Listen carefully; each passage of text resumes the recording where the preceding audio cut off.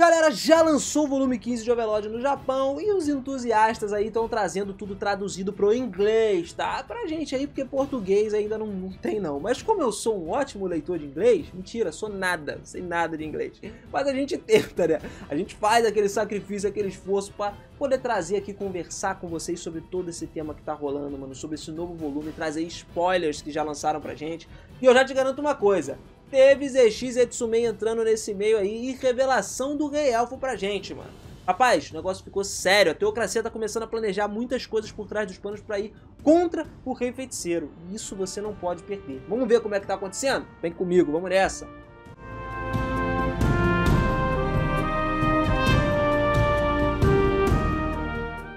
Bora, seus otakus, beleza? Eu sou o Minas e sejam muito bem-vindos a mais um vídeo aqui do canal. Galera, eu tenho que dizer a todos vocês que de todos os volumes que lançaram, de Overlord até o momento, o 15 foi o que mais me empolgou. Talvez pelo tempo de espera, né, que essa obra ficou para ser lançada, e também porque já tinham falado antes que o volume estava tão grande que ia ser dividido em 2 outros volumes. Ou seja, o 16 também faz parte da história do 15, era para ser um volume só. E isso pode indicar pra gente que vai ter mais de 17 volumes em Overlord. Mas é uma especulação, a gente não sabe se o Maruyama vai querer acabar no 17 ali mesmo, ou se ele vai levar um 18, 19, quem sabe mais pra frente, né? É uma especulação, tudo depende do titio Maruyama, por isso que eu sempre falo pra vocês, capricha nesse likezão, mano, que o like, aqui ó, nossa comunidade levanta esse hype de Overlord. Traz pra gente uma história incrível, meu parceiro. Também uma força enorme pra mostrar pro Maruyama que aqui no Brasil, meu irmão, a fanbase tá sinistra, tá chegando em peso pra Overlord. Então, capricha nesse like aí, mano. Obrigado demais, galera! Mas vamos lá. Agora a gente sabe que vão ter 3 capítulos nesse volume. São apenas 3 sem contar o prólogo, né? E pra ter isso, cara, tem que ter, mano, escrever 2 livros com um apenas com 3 capítulos. Haja coisa pra colocar aí no meio. Haja coisa pra acontecer. Mano, no início do prólogo, de cara, a gente já vê uma reunião da Teocracia Slane acontecendo, com a presença dos líderes da Teocracia, que eram o Pontífice Maximus, os 6 cardeais que detinham maior autoridade dentro da seita, os chefes de governo, né, dos poderes legislativo, judiciário e o executivo, e também o diretor do Instituto de Pesquisa e o comandante-chefe das forças da Teocracia. Mano, esses caras aí, literalmente, eram os 12 membros que compunham o corpo executivo da Teocracia. Era ali que se reunia todos os que tinham a maior autoridade na Teocracia, onde eles traçavam o roteiro geral do país. E nenhum dos presentes estava sem uma expressão sombria no rosto. Poucas pessoas ali ficavam alegres, dada a ocasião, é claro. A Assembleia era composta por pessoas que se consideravam camaradas. Eles estavam familiarizados uns com os outros o suficiente, literalmente, permitindo um humor ocasional. Ou seja, o clima entre eles já foi muito mais alegre, mas agora nesse momento não tá. Tá, na verdade, um clima muito pesado. O ar da sala parecia até congelado, cara. A primeira coisa que eles estavam conversando era sobre a invasão do reino, literalmente do Rei Bruxo, ao reino da Teocracia Slane. Cara, acho que seria o mais correto a gente dizer que já começou até essa invasão aí por conta do reino Restize, cara. O Rei Bruxo era alguém realmente aterrorizante para toda a Teocracia. O reino nunca teve a menor ideia de todos os planos dele por um mês inteiro. Literalmente, as escrituras da Windflower e da Clearwater, que serviam como os olhos de toda a Teocracia ali, os olhos ouvidos, não eram mais eficazes. Se não fosse pelo Astrólogo das Mil Léguas, que é aquela garotinha que apareceu no trailer dessa 4ª temporada de Overlord, e que vai aparecer no anime também, que a gente viu, né? Cara, eles não iam ter nada, eles poderiam ter descoberto tarde demais até, quando o Ainz já tava na porta ali, ó. Opa, cheguei! Mas nada disso aconteceu. É justo até concluir que o destino do reino estava selado por causa disso. Então, todo mundo que estava ali, né, os 12 maiores poderes, já sabiam que não tinha mais o que eles fazerem, não tinha muito tempo nas mãos deles. Eles tinham que começar a recrutar o máximo de aventureiros o mais rápido possível para conseguir deter as forças do Ainz. Só que o diretor de pesquisa falou que contava com os dedos, como se ele quisesse enfatizar a importância dos últimos itens que estavam dentro de Restize. Não era um desperdício simplesmente permitir que o Rei Bruxo saqueasse os itens mágicos desse país. Literalmente, a gente ia ter os tesouros especiais, né? O amuleto da imortalidade, a armadura do guardião, as manoplas da vitalidade. Só que a resposta para isso, ainda assim, é não. Isso porque a Teocracia não podia fazer nada sobre esse saque, de fato, do Ainz, mano. O número de pessoas que podia implantar lá era limitado, mano. E mesmo o próprio povo dentro do reino não seria capaz de sair vivo contra o Rei Feiticeiro. É impossível. Isso sem contar que o Rei Bruxo estaria já na porta deles ali, ó. Oi, dando toque-toque lá de boa, né? Ainda mais sabendo que a Teocracia foi quem fez aquilo com a Shawter, que aconteceu lá no começo do anime. Então, desde que o Gazef morreu em batalha, o seu substituto, né, estava sendo o alvo da teocracia, o Brain Unglaus, para que ele pudesse extrair o Brain de Restiz junto com os itens. Seria melhor ainda eles fazerem isso. Eles pensavam que o Brain não era alguém do tipo que ia simplesmente correr para a própria morte. Bom, eu discordaria disso, né? Porque ele foi pra cima da Shallter só pra poder quebrar a unha dela e sair correndo depois. Isso pra mim já diz tudo. Mas assim, no começo, pra ele, provavelmente seria algo irritante, porque ele ia querer lutar contra o Rei Feiticeiro pra vingar o seu melhor amigo. Só que ainda assim, galera, ele agradeceria a Teocracia depois por ter sido retirado de lá. O problema é que, de acordo com toda a investigação que foi feita pela Teocracia, ele não era alguém que faria isso. O Cardeal de Fogo, Berenice, era literalmente uma das únicas mulheres dentro do corpo executivo e a opinião dela sobre o Brain era bastante elevada. Mas mesmo assim, o Brain sendo um capitão guerreiro, agora sucessor do Gazefren, de fato, ele precisava ser considerado um quadro maior. Fundamentalmente, eles não poderiam entender os pensamentos de pessoas que permitiriam ser controladas pelas suas emoções e seriam tão irracionais igual o próprio Brain, porque ele deixava as coisas fluírem. Ele até foi para os seus treinamentos e tal, justamente para melhorar, para lutar contra o Ainz no futuro. Algumas pessoas olharam para o chefe de legislação, então, enquanto ele falava, e ele acabou sentindo uma necessidade de voltar atrás, pediu até desculpas e falou que talvez tenha sido um pouco demais para ele. Ainda assim, ele mantinha sua opinião, principalmente quando a gente está levando em consideração o futuro da humanidade, galera. O desrespeito dele de falar disso, de agir de forma imprudente, literalmente era pela vida e a mentalidade terrível que todos os outros estavam tendo com relação ao Rei Feiticeiro. Por isso ele manteve o seu ponto de vista. Não importa quem se opusesse a ele, ele ia continuar com a mesma coisa. De que seria burro eles simplesmente pegarem o Brain e tentar usar o Brain de alguma forma. Porque eles teriam algum contato com o Ainz em algum momento. Só que algumas equipes de aventureiro que já tinham chegado à Teocracia era o que estava sendo mais jogado, né, na mesa aí. Não eram apenas novas adições a nível de Myrtil ou superior, mas também inteligências das escrituras de Clearwater.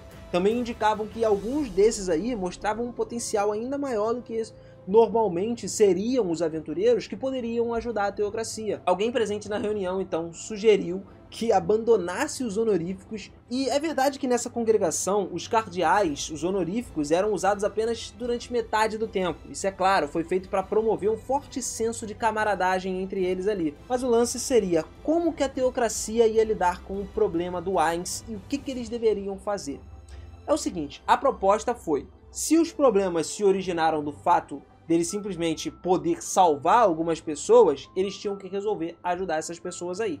Em primeiro lugar, o Reino Dracônico que eles tinham que ajudar, já porque o reino já vinha com alguns problemas de defesa lutando contra os Homem-Besta. Então ajudar eles nesse momento seria a decisão correta para a Teocracia se tomar. A sua inteligência indicou que o Reino Dracônico se tornou diplomaticamente mais próximo do Reino Bruxo e até comprou itens mágicos dele para sua defesa. Se eles permitissem que isso continuasse, a influência da Teocracia dentro do Reino Dracônico ia diminuir, ia começar a cair. Enquanto isso, o Reino Bruxo só ganharia mais influência, principalmente porque eles já estavam com o Império Bahamut, que tinha se atrelado direto ao Reino Feiticeiro.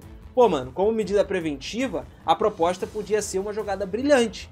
Ainda assim, os sons de preocupação estavam abundantes dentro dessa sala aí. Quanto ao assunto dos recrutados, né, dos aventureiros que foram recrutados pelo reino, se eles teleportassem para lugares além da vigilância da Teocracia, as notícias da guerra entre o Reino Bruxo poderiam simplesmente se espalhar, que o reino e a Teocracia estava querendo planejar alguma coisa contra o Reino Feiticeiro, e isso acabaria por espalhar toda a operação secreta contra o Reino Feiticeiro.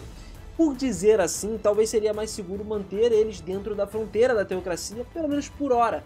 Só que a afirmação foi refutada, cara, porque isso provavelmente não seria um problema, sabe por quê? Porque os soldados não seriam malucos de simplesmente se arrepender de ter desistido do seu próprio reino, mesmo depois de saberem de tudo que estava acontecendo. Era improvável que pessoas assim trabalhassem com uma nação tão cruel, literalmente, como a do Ainz, que destruiu o reino Restiz inteiro. Os caras que estavam ali, basicamente os aventureiros, vieram de Restiz, né? Embora haja uma possibilidade do Ainz obter algumas informações também através de controle da mente deles. Também seria um problema se o Ainz descobrisse que a Teocracia estava recrutando conjuradores capazes de usar magia de teleporte, cara. Isso porque a Teocracia não costumava fazer esse tipo de recrutamento, né? Na verdade, eles sempre usavam itens mágicos para teleportar. E os aventureiros, principalmente, receberiam a verdade sobre testemunharem que foi diferente de todas as suas expectativas. Mesmo que fossem colocado uma ordem de silêncio sobre eles, quem sabe que tipo de informação poderia ser vazada, independentemente de qualquer coisa, né? Ninguém sabe. Sempre vai ter um maluquinho lá que vai ser o X9. Então nessa conversa, ideias de todos os tipos foram apresentados. O Pontífice Maximus, então, sentiu que não seria capaz de chegar a uma decisão se isso continuasse do jeito que estava, então decidiu por uma votação simples. E assim foi decidido que eles enviariam os aventureiros para fornecer suporte ao Reino Dragônico, mesmo que fosse correr o risco de tudo que estava acontecendo ali. É só eles meio que se segurarem e não contar para ninguém o que eles vão fazer com o Reino Feiticeiro. Dito isso, então, os aventureiros recrutados eram iguais a mercenários para ele, aos olhos da teocracia. Porque eram pessoas difíceis de determinar onde estavam suas lealdades. Não dava para você saber se eles eram muito leais à teocracia ou se os caras estavam ali literalmente só pelo dinheiro.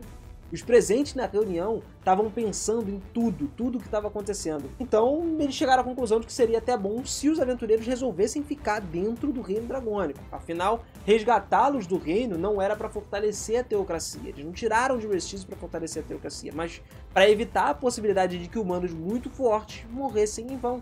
Então o novo objetivo era a técnica para literalmente criar pergaminhos de magia de 5º nível e acima disso. Até mesmo algo com magia de teleporte se tornaria facilmente disponível para eles. Mas, embora tenham trabalhado nisso por séculos, nada aconteceu. Nem mesmo o menor progresso possível. A teocracia possuía os métodos de fabricação de pergaminhos de 1ª até a 4ª camada. Algo desconhecido em todos os outros países vizinhos. Então essa era apenas uma das múltiplas técnicas secretas que eles possuíam. Basicamente, eles inventaram essa técnica ao longo dos séculos para proteger a humanidade e derrotar todas as raças nascidas superiores ao homem. Eles quiseram se manter no poder e ter a ascensão da humanidade sempre, até conseguiram criar uma poção de restauração conhecida como Sangue de Deus. Embora seja necessário mais pesquisas para melhorar a sua relação custo-benefício aí, né, no caso. Bom, mal sabe eles que o Demiurgo já tá fazendo pergaminho pra caramba e que o Ainz também conseguiu replicar aí uma poção igualzinha do Yggdrasil por causa do Nifíria, né? Isso aí eles não estão ligados lá dentro. Mas ainda assim a coisa tava matutando na cabeça deles por ali. Por que o Rei Bruxo ordenaria todos os massacres que ele fez?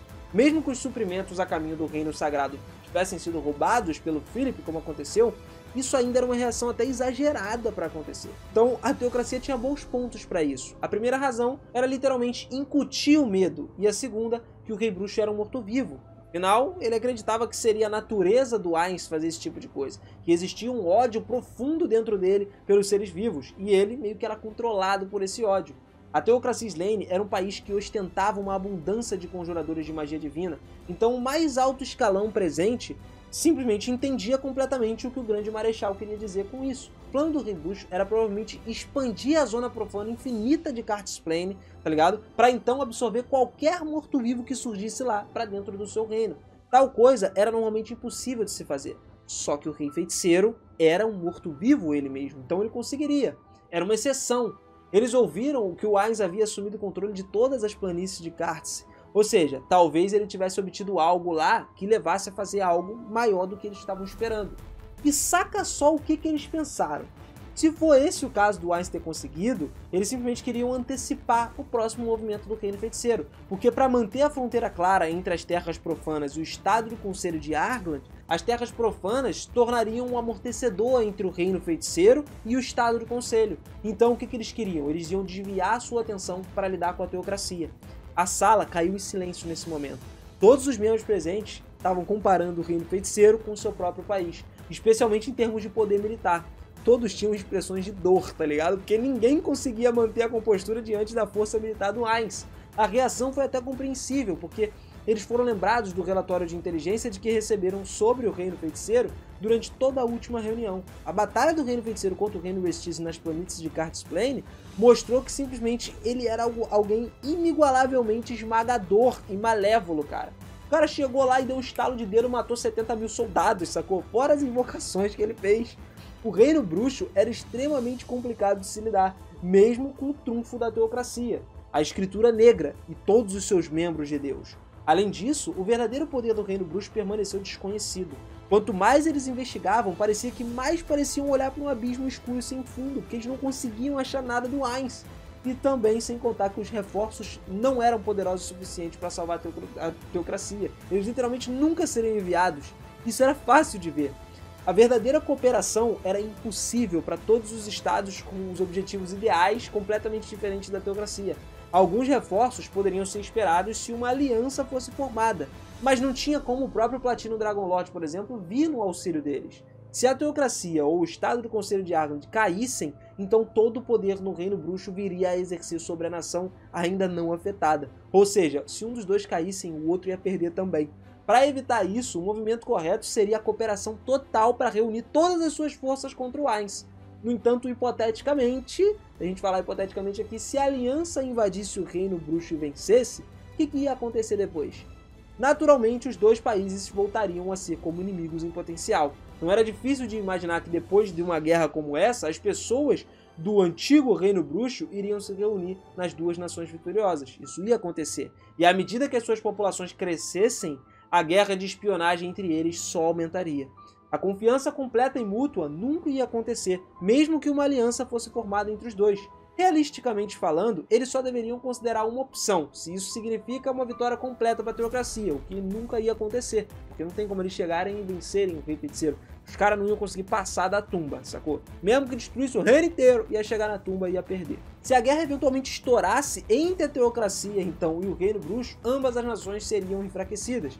Significativamente, né? Mas isso a gente tá falando no pensamento deles aí. E o estado do Conselho de Arland ia ser o único beneficiário dessa parada, dessa mutreta deles aí, cara. A situação ideal seria que os três países se mantivessem firmes um contra o outro. Mas isso exigiria um equilíbrio muito forte de poder e teria que ser o mais igualitário possível.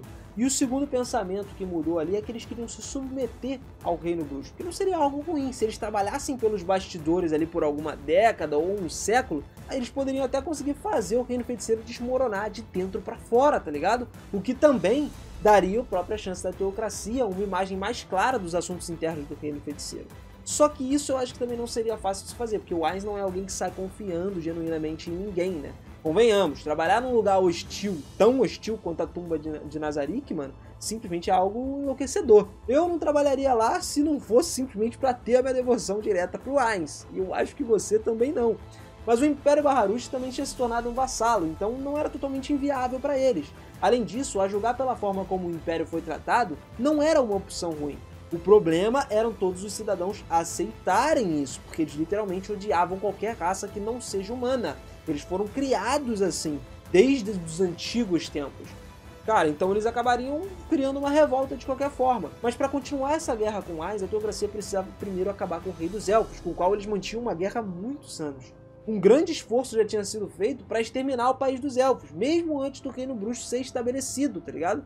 Foi também por isso que eles não tentaram seriamente estabelecer relações amigáveis com o Ainz, de antemão, né? Fazer uma parada de boa. O confronto direto com o Reino Feiticeiro era o pior cenário possível, considerando todo o poder militar avassalador que ele tinha. Ainda assim, era dever da teocracia fazer alguns planos com o pior caso em mente, porque se desse ruim, né, eles já sabiam como fugir. E não tinha nenhum país que eles tinham como confiar de fora da teocracia. Mas eles também não estavam pedindo que se tornassem nômades. A teocracia tinha um abrigo fora das fronteiras. Não era um lugar de lendas, absurdo e tal, mas era apenas um lugar onde algumas pessoas viviam mais ou menos 600 anos atrás. Um lugar para a espécie humana, que conhecia apenas o medo e a fuga. Inclusive, lá foi guardado por uma das 6 escrituras, a escritura do Pó Cinzento. À medida que a discussão começava a se acirrar, o Pontífice Maximus então finalmente falou que discutir era inútil. Por mais importante que seja, não era hora de ter essa discussão. Ninguém se opôs e a decisão era acabar apenas com o Rei Elfo. Podia deixar os elfos fugirem, acabava com o Rei Elfo justamente pelo passado dele que deu origem a Zeshi Zetsumei. O Pontífice Maximus era uma pessoa completamente diferente de todos os outros, ele carregava um ódio palpável em seu rosto. Raymond concordou inclusive com a cabeça, então mesmo que o Platinum Dragon Lord já soubesse que a Zeshi estava indo para o exterior, era improvável que ele matasse ela, porque a gente já falou uma vez sobre isso aqui no canal. Se a Zeshi entrasse na guerra contra o Reino dos Elfos, a gente sabe que ela poderia simplesmente matar o Rei Elfo. O Platinum Dragon Lord, ó, ia chegar no meio da batalha também para lutar contra ela. Ele ia acabar derrotando a Zeshi, porque ele é muito mais forte do que ela. Só que dada a situação atual, ele não ia matar ela. A opinião pessoal do Pontífice é que o Rei Elfo deveria experimentar todo o sofrimento do mundo antes de ser executado. A felicidade da criança vinha em primeiro lugar. Essa criança que eles estavam falando era a Zeshi, porque ela ficaria muito feliz de ver, né, o que aconteceu com o pai. Ou seja, a felicidade da Zeshi vindo em primeiro lugar ela queria acabar com o pai justamente por tudo que ele fez com a mãe da Zexi sofrer, o Ais das Escrituras Negras no passado. Ela sofreu pra caramba. Mas detalhe, o Ainz estava indo pro Reino Élfico. E com certeza esse encontro aí vai rolar. E aí, será que vai rolar? Zexi versus Maré agora, mano? Estamos ansiosos para isso, estamos aqui na empolgação para rolar. Conforme está sendo traduzido, a gente já está vindo com alguns spoilers. Esse comecinho aqui já trouxe pra gente muita coisa. Já vimos aí, ó, Zexi entrando no palco mais uma vez. Vai ter batalha dela, com certeza. Eu tô apostando nessa batalha. Se não tiver no 15, tem no 16. Escreve o que eu tô te falando. Vai ter essa batalha da Zexi. Já vimos a Teocracia começar os seus planos aí por trás. Eles já vão mandar os aventureiros pra fora pra ajudar no Reino Dracônico, que já tinha algumas relações com o Ais. Talvez eles estão pensando em entrar de afiliado com o Ais aí pra fazer tudo por trás dos panos. Mano, tem muita coisa pra acontecer nesses 2 volumes que vai ser uma história insana. Mas me diz aí você, se empolgou, né? Deu até arrepio na espinha, calafrio, deu tudo, meu irmão. Comenta aí embaixo que eu quero saber o que você achou desse comecinho. Já começamos bem. Começando vendo Teocracia entrando no meio, muita coisa rolando, cara. Muita coisa. Até o Tsindorf vai acabar rodando aí nessa parada aí. E vou te falar, eu tô doido pra ver as coisas acontecendo. Batalha, porque vai começar uma batalha aí sinistra, principalmente Teocracia versus o Ainz. A gente sabe que isso vai rolar, porque eles vão encontrar com o Ainz ali no meio da floresta, como a sinopse estava dizendo. Um pequeno spoiler aí, mas cara, quero muito que a Zexi, ó, chega ali no meio. Maré versus Zexi. Tô apostando nisso aí, cara. Tô apostando muito. Não precisa nem botar a aura no meio. Só o Maré já vai dar conta da parada. E esse é que eu tô hypado. E eu quero saber se você também tá. Porque esses 2 volumes aí que estão por vir, cara, tem muito detalhe top. Então a gente já tem o primeiro capítulo, inclusive, traduzido para inglês do volume 15. Eu já tô começando a ler e em breve vai ter muito mais vídeo aqui para vocês no canal também. Por isso que eu digo que eu preciso da sua inscrição nesse canal aqui. Ela é necessária com o sininho ativado para você receber as notificações dos próximos vídeos que a gente for trazer de Overlord, cara. O negócio aqui vai pegar fogo e você tem que estar com a gente nessa para poder acompanhar tudo. Obrigado demais, galera, de coração. Tamo junto sempre. Beijo, um abraço e até a próxima. Valeu!